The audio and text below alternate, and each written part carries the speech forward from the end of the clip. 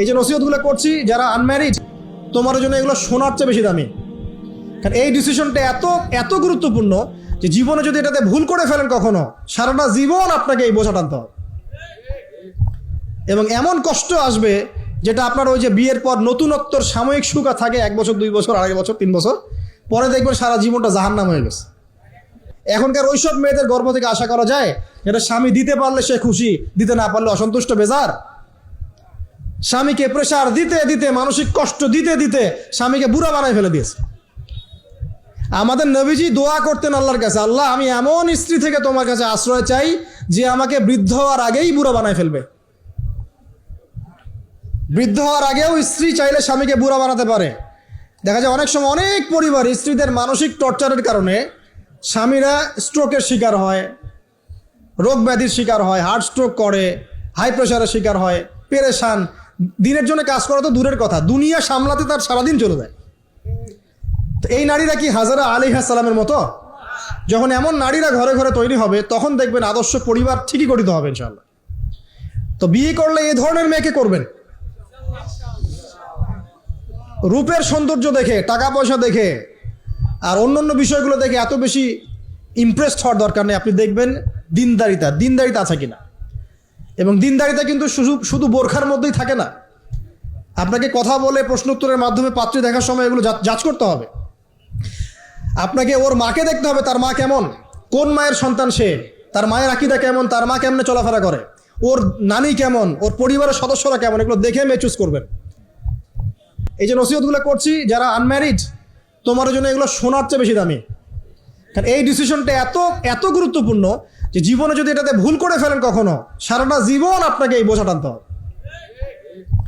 এবং এমন কষ্ট আসবে যেটা আপনার ওই যে বিয়ের পর নতুনত্বর সাময়িক সুখ থাকে 1 বছর 2 বছর 2.5 বছর 3 বছর পরে দেখবেন সারা জীবনটা জাহান্নাম হয়ে গেছে। তো একটা নসিহত, বাড়ির স্ত্রীরা এবং বোনরা যদি হাজেরা আলাইহিস সালামের মতো হতে পারে ইনশাআল্লাহ তাআলা আদর্শ পরিবার গড়ে উঠবে ইনশাআল্লাহ। তো এই প্রজন্মের আমাদের জেনারেশনকে দেখেন না, আমি গতকালকে গুগল সার্চ করে দেখেছি যে বাংলাদেশের 11 থেকে 19 বছর বয়সী যে বাচ্চারা আছে, কিশোর, এরা এখন সবচেয়ে বেশি পর্ন দেখে, সবচেয়ে বেশি। এবং স্কুল কলেজ পড়ুয়ার মধ্যে 77%ই পর্ন দেখে। এবং ইন টোটাল হিসাব করে দেখা যায় বাংলাদেশে 92% মানুষ পর্ন আসক্ত, মানে পর্ন আসক্ত না হলেও পর্ন দেখে। তো ওই যে কিশোর ইসমাইলের চেতনা দেখেন আর আমাদের এই যুব সমাজের চেতনা দেখেন, পার্থক্যটা করেন আপনি, তাহলে বুঝতে পারবেন কিভাবে রেভলিউশন হয়েছে ইসলামের, এখন কেন হচ্ছে না আপনি নিজেই বুঝতে পারবেন। আমাদের কারণেই হচ্ছে না। আসেন এবার এই সন্তানকে যে জবাই করার ঘটনা, আল্লাহ পাক হাদিয়া পাঠালেন, তাকে জবাই করতে হলো না, এখান থেকে আমরা কুরবানির ঈদ পালন করছি, তাই না? আচ্ছা, এখানে আমি পরিবারের হেদায়েত হিসাবে এটা ফাইন্ড আউট করছি আপনাদের জন্য যে যদি পরিবারের নারীরা হয় এই হাজরা আলাইহিস সালামের মতো সহনশীলা, সবরকারিণী এবং তাওয়াক্কুলকারিণী, তখনই গিয়ে তাদের গর্ভ থেকে ইসমাইলের মতো সন্তান জন্ম হবে ইনশাআল্লাহ। যাদেরকে আল্লাহর জন্য কুরবানি করতে চাইলে তারা বলবে কোনো সমস্যা নাই, প্রয়োজন আল্লাহর জন্য কুরবান হয়ে যাও। তো এখানে কার ভূমিকা বেশি, বাবার না মায়ের? তাকে কিন্তু তার বাবা মানুষ করেননি, তার বাবা ওইখানে থাকেন সিরিয়ায়, শামে, মাঝে মাঝে আসা যাওয়া করেন। তা বেশিরভাগ সময় তাকে প্যারেন্টিং কে করেছে? তার মা। ওই মায়ের গর্ভ থেকে এমন সন্তান আশা করা যায়। তো এখনকার এই সিরিয়াল দেখা মেয়েদের গর্ভ থেকে এমন সন্তান আশা করা যায়? এখানে দেখেন লুকমান হাকিম, নাম শুনেছেন? তিনি একজন বিজ্ঞ মানুষ ছিলেন, অনেকে বলেছেন নবী ছিলেন, কেউ বলেছেন নবী ছিলেন না। যাই হোক, তিনি তার সন্তানকে কিছু নসিহত করছেন। কি চমৎকার নসিহত! তিনি সন্তানকে নসিহত করছেন, ইয়া বুনাইয়া, হে আমার ছোট্ট বৎস, লা তুশরিক বিল্লাহ, তুমি আল্লাহর সাথে কাউকে শরিক করো না। ইন্না শিরকা লা যুলমুন আযীম, কারণ শিরিক হচ্ছে মহান জুলুম। ছোট্ট একটা বাচ্চা শিরিকের বোঝেটা কি কিছু বোঝে? আমরা আমাদের ছোট বাচ্চাদেরকে কি শিখাই? জীবনে বড় হওয়া, প্রতিষ্ঠিত হওয়া, ইত্যাদি ইত্যাদি, তাই না?